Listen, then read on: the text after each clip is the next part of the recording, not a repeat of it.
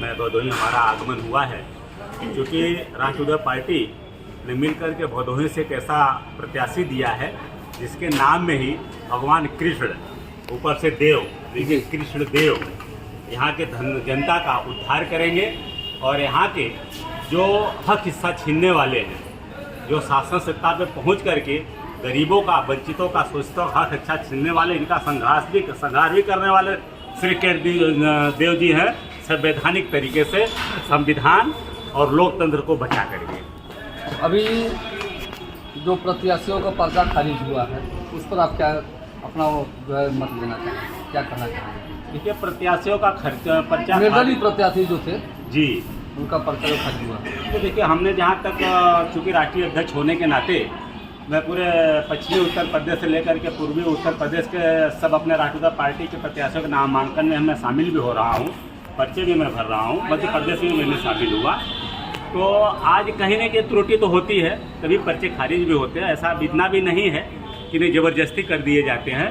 हाँ, ये जरूर कुछ ऐसी सीट जरूर है कि जिस सीट पे जो है कि शासन प्रशासन द्वारा छोटे दलों का और निर्दलीय प्रत्याशियों का वहाँ पे इनके हक का हनन किया जाता है। जैसे हमने अभी वाराणसी में देखा, हमारे राष्ट्रीय पार्टी के प्रत्याशी के साथ साथ ऐसे तमाम छोटे दलों के प्रत्याशी और निर्दल प्रत्याशी लाइन में लगे थे। 9 तारीख को तीसरा दिन था नामांकन का। 9 तारीख को यहाँ पे केवल एकमात्र पर्चा दिया गया और जमा तो एक भी नहीं हुआ। टोटल हंगामा वहाँ पे खड़ा करके बीजेपी के जो है कि उपद्रव करने वाले लोगों ने दूसरे प्रत्याशियों को आगे आगे पर्चा लेने ही नहीं दे रहे थे।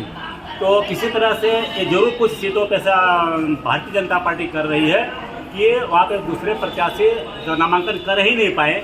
जिससे सूरत में हुआ कि सूरत में निर्दल या छोटे प्रत्याशियों के पर्चे खारिज करके और एक प्रत्याशी को अपने पार्टी में मिला करके निर्दल अपने प्रत्याशी को विजयी घोषित कर दिए भारतीय जनता पार्टी ने। तो ऐसा लक्ष्य हमें वाराणसी लोकसभा से भी देखने को मिल रहा था।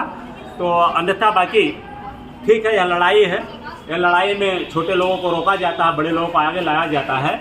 लेकिन हम सब मिल करके, जो संघर्षवादी पार्टी है, संघर्षवादी लोग हैं, हम लोग मिल करके इस जो अपने आप को बड़ी पार्टी मान रही है, इसको हम लोग हराने का काम करेंगे, लोकतंत्र संविधान बचाने का काम करेंगे और हम देश का विकास करेंगे। जनता के बीच में आप जा रहे हैं, आप सभी लोग कौन कौन से मुद्दे लेकर जा रहे हैं?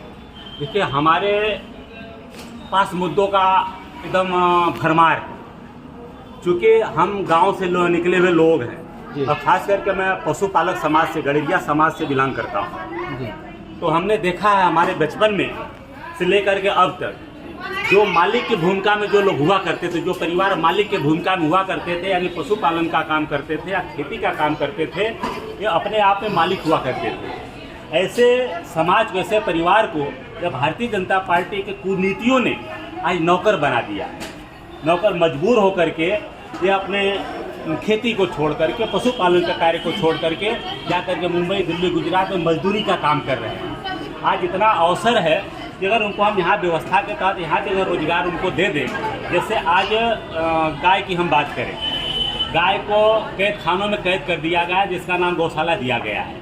आप गौशालाओं का जा करके सर्वे करेंगे, निरीक्षण करेंगे तो गाय भूखा प्यासा मर रही है, उन्हें पानी भी नहीं ढंग से मिल रहा है, ढंग से खाना नहीं मिल रहा है, उनका इलाज भी नहीं हो रहा है, जीते जी कौवे और कुत्ते खा रहे हैं। वर्तमान सरकार तो हमारा राष्ट्रीय पार्टी का हमारा विजन है कि अगर हम जो पैसा गौशाला मालिक को हम देते, संचालक को देते हैं, 900 रुपये पर गाय देते हैं, अगर हम 900 रुपये पर गाय हम पशुपालक को दे दें, किसान को दे दें, क्या किसी भी समाज का, अगर उस व्यक्ति को मान लीजिए अगर 20 पशु अगर वो पालन करता है तो उसको 18,000 रुपये महीने मिलता है। 18,000 में वो अपने परिवार का भी पेट पाल लेगा और पशुओं का 20 का 25 पशुओं का भी पेट पाल लेगा और वो भूखा प्यासा नहीं मरेंगी। रोजगार मिल जाएगा, रोजगार वहीं भी मिल जाएगा। और दूसरा, जो उसके बाद भी गौशाला होने के बाद भी छुट्टा पशु घूम रहे हैं, जिससे कि आए दिन एक्सीडेंट हो रहा है, मोटरसाइकिल सवार का हो रहा है, 4 व्हीलर वालों का हो रहा है, ट्रामा सेंटर भरा पड़ा है पशुओं के द्वारा एक्सीडेंट होने से। तो एक्सीडेंट भी रुक जाएगा, लोग भी सुरक्षित हो जाएंगे और रोजगार भी यहीं पे मिल जाएगा। और जो शहरों में, महानगरों में, दिल्ली, मुंबई, गुजरात में जो कि भरमार हो रहा है, वो भरमार भी रुक जाएगा।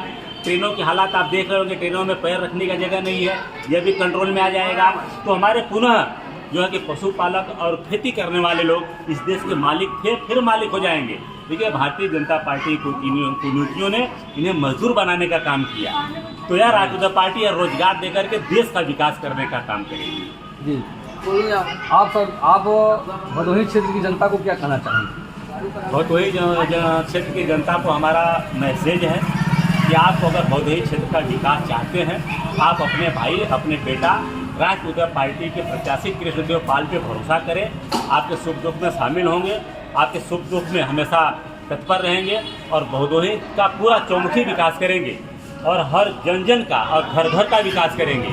आपको अगर मेन रोड से जाना है, बगैर टोल के रोड पर टैक्स दिए आप नहीं जा सकते, लेकिन भदोही के क्षेत्र के अगर रोड का आप स्थिति देख लें तो आप चल नहीं सकते हैं। तो जब तक आप गांव का विकास नहीं करेंगे, क्षेत्र का विकास नहीं करेंगे, तब तक देश का विकास करना ये बेईमानी है।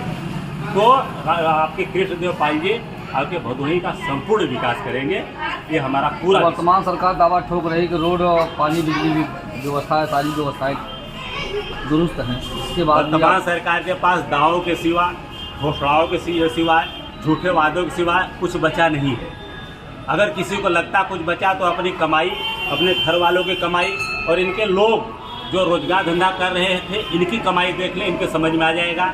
आज हमारे बेटा, खास करके जो पिछड़े हुए समाज है, पशुपालक समाज है, खेती करने वाले समाज है, मजदूरी समाज के करने वाले समाज है, इनका बेटा पढ़ लिख करके सबसे पहले उसका सपना होता है कि मैं फौज में जाकर मैं भारतीय की सेवा करूँगा। आज फौज की नौकरी को संविदा पे यानी अग्निवीर कर दिए। अग्निवीर करके 4 साल में नौकरी लगेगी, फिर रिटायर होकर उनका भविष्य अंधकार में डाल दिए। तो कोई भी माँ बाप खुश होगा? आज तो अग्निवीर की नौकरी लगने के बाद शादी भी कोई करने के लिए तैयार नहीं है। तो एक तौर से पशुपालक समाज, किसान समाज और मजदूरी करने वाले समाज, खास करके पिछड़े समाज को ये गुमराह और पीछे लाने का काम भारतीय जनता पार्टी ने किया है। आज भदोही की जनता पाल है, मैं 78 लोकसभा भदोही का प्रत्याशी हूँ। राष्ट्रीय पार्टी की तरफ से मैं उतरा हूँ और मैं जनता में पहुंचकर आज यहाँ पर एक हरिहरनाथ मंदिर मीटिंग रखा गया है, जिसमें राष्ट्रीय पार्टी के राष्ट्रीय अध्यक्ष सुप्रीमो माननीय बाबूराम पाल हैं और प्रसिद्ध सिंगर जो हैं आलोक पाल जी हैं, पवन पाल हैं। इस मीटिंग का उद्देश्य क्या है? इस मीटिंग का जो उद्देश्य है, आज समाज में खोई हुई जो राजनीतिक अधिकार है हम लोगों का खो गया है और हम लोग जनता में उतरे हुए हैं। जनता का जो दुख है, जो जनता का सेवा है, उसी भाव से हम लोग उतरे हुए हैं। विगत कई वर्षों से जनता के साथ जो अत्याचार हुआ रहा है, जो वर्तमान सरकार जो कर रही है और उसका राजनीतिक अधिकार नहीं मिल रहा है और समाज में घोर अत्याचार है, उसको अंत करने के लिए ये राष्ट्रीय पार्टी ने मन में ठान लिया है और जन जन तक जा करके मजबूती के साथ जुड़ी हुई है। जनता का समर्थन भी मिल रहा है और समाज के सेवा का महत्वपूर्ण अवसर भी मिलेगा। जनता का कितना समर्थन मिल रहा है, क्या लग रहा है आपको? हमको ये लग रहा है कि जनता हमारे साथ पूर्ण रूप से सहयोग कर रही है और इस बार 2024 लोकसभा में निश्चित ही चुनकर हमको सदन में भेजेगी, ऐसा मेरा विश्वास है। जनता का ऐसा विश्वास भी है और हम लोगों के साथ में जनता है। इस समय चुनाव माहौल बहुत गर्म है और प्रत्याशी बहुत हैवी हैं, पार्टी के अपने अपने झंडे लेकर दौड़ रहे हैं, जो कि आप जानते हैं। किस पार्टी को आप चुनाव दे रहे हैं, चुनौती दे रहे हैं? सर, हम चुनौती किसी को नहीं दे रहा। चुनौती हमारा यही है कि जनता हमारे साथ है और जनता का समर्थन हमारे साथ है। अभी जो पार्टी बड़ी आपके अनुसार बड़ी पार्टियां उतरी हुई है, जैसे बीजेपी से विनोद उतरे हुए, ये बाहरी हैं और ललितेश भी बाहरी आए हुए हैं। इनका कोई जनता के प्रति समर्थन नहीं है। जनता राष्ट्रीय पार्टी को समर्थन दे रही है, क्योंकि इसके पहले इन लोगों की पार्टियों की सरकार थी, आए कुछ नहीं करें और चला गए। आज भी बदहाल स्थिति है जनता की। मैं यही उम्मीद करता हूं कि जनता हमारे साथ है, इनके साथ एकदम नहीं है। ये बाहरी हैं, इनका दुख सुख मैं जानूंगा। मैं प्रत्याशी हूं, मैं नेता नहीं, मैं बेटा हूं। मैं जनता के साथ हूं, जनता का दुख सुख मैं जानूंगा। बाहरी व्यक्ति नहीं जानेंगे। आज आए हुए हैं, कल ये चले जाएंगे, कुछ नहीं कर पाएंगे। इतिहास भी है, इसके पहले बीजेपी सत्ता में आई, सपा भी आई, लेकिन कुछ नहीं करी, वैसे चले गए। करेगा तो यहाँ का प्रत्याशी मैं करूंगा, जनता की सेवा, ऐसा हमारा है। जी, जानकारी देने के लिए धन्यवाद जी। अपना नाम? बहुत धन्यवाद। और पवन जी हैं, तो हमने प्रचार प्रसार में आज यहाँ का भ्रमण किया हूँ और लोक सभा में मजबूती के साथ राष्ट्रीय पार्टी भदोही से चुनाव लड़ रही है। जनता का साथ और सपोर्ट समर्थन मिल रहा है। इसी सिलसिले में आज का ये भ्रमण है। आप मुख्य चुनौती आप किससे मानते हैं? मुख्य चुनौती अगर सही मामले में देखा जाए तो भदोही हमारे प्रत्याशी के सामने कोई है ही नहीं, क्योंकि यहाँ पे जो भी प्रत्याशी हैं सब एकदम नए हैं और हमारे जो प्रत्याशी हैं, हमारे राष्ट्रीय पार्टी के यहाँ से जिला अध्यक्ष हैं। तो ये संगठन का दायित्व संभालते हुए भदोही लोकसभा की जनता में एक लोकप्रिय हैं। तो इनके सामने जो है कोई प्रत्याशी चुनौती है ही नहीं है। हाँ, ये जरूर है कि झूठी झूठी बातें करके गुमराह करके कोई आकर के यहाँ से लोगों का सपोर्ट लेना चाहेगा, लेकिन हमारा पूरा विश्वास है कि ये अपना बेटा और अपना नेता, अपना भाई चुनने का काम इस बार भदोही लोकसभा की जनता करेगी। समस्याएं अनेक हैं, इसके निदान को लेकर के आप लोगों ने ऐसी कौन सी रणनीतियां बनाई हैं कि आप सफल हो पाएंगे? देखिए, समस्या सबसे बड़ी हमारे यहाँ रोजगारी की है, और इसके लिए यहाँ तक जितनी भी सरकारें यहाँ पे केंद्र में रही या प्रदेश में रही, किसी ने ध्यान दिया नहीं। और हम जहाँ तक देख पा रहे हैं, चूँकि मैं गड़ेरिया समाज से बिलोंग करता हूँ, पाल समाज का बेटा बाबूराम पाल, यहाँ पे देख रहा हूँ तमाम अवसर है उद्योग धंधा का। हमारे देश में पशुपालक इस देश के मालिक रहे हैं, किसान इस देश के मालिक रहे हैं। आज ये पशुपालक और किसान का जितना हक अधिकार रोजी रोजगार था, पूरा भारतीय जनता पार्टी ने छीन रखी है। और सबसे बड़ा दुर्दशा आज गाय का है। गाय हमारे देश में एक समय था कि जब हमारा पशु से हम खेती करते थे, बैल से, तो गाय को हम माँ मानते थे और बछड़े को भाई मानते थे। लेकिन आज भारतीय जनता पार्टी के शासनकाल में सबसे दुखी वर्ग कोई है तो गाय है। गाय को कैद कर दी गौशालाओं में, वहाँ भूखे प्यासा मर रहे हैं, उन्हें खाने की व्यवस्था नहीं है। तो हम राष्ट्रीय पार्टी को जैसे ही मौका मिलता है सत्ता में आने के लिए, तो सबसे पहले इस गाय को वहाँ से मुक्त करके ये हम किसानों को, पशु पालकों को देंगे। और जो गौशाला में 900 रुपये एक गाय के पीछे सरकार दे रही है, तो हम पशुपालकों को देंगे, किसानों को देंगे।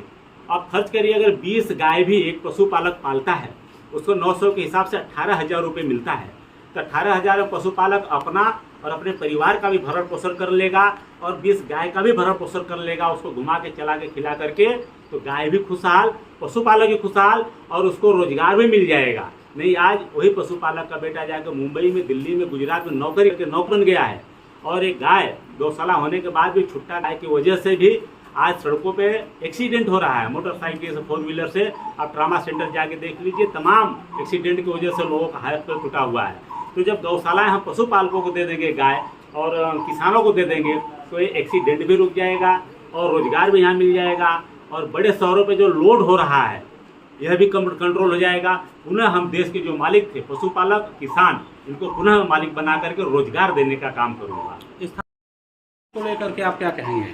यह स्थानीय बना बाहरी भदोही की जनता अच्छी तरह समझ रही है कि यह अलग अलग रुपया बहुरुपया बना करके भदोही की जनता को ठगने के लिए आ रहे हैं।